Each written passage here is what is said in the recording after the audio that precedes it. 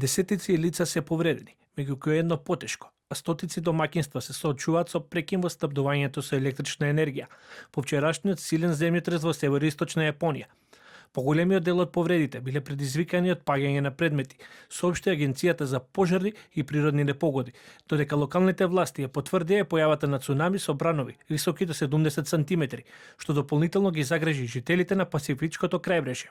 Покрај материјалните штети и повредите, земјотресот предизвика и значајни прекини во инфраструктурата.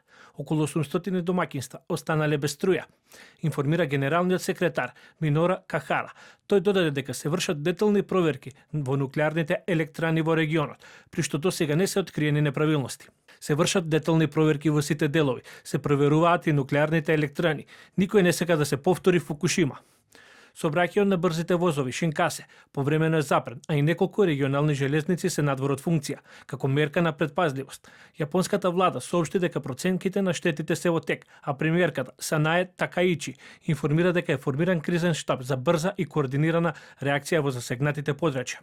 Приоритетни е заштитата на животите на луѓето и правиме се што е во наша моќ. Метеоролозите предупредија на можни силни секундарни потреси во следните денови, со малку зголемен ризик од земјотрес со магнитуда од околу 8 степени, како и нови цунами по североисточното крајбрежје.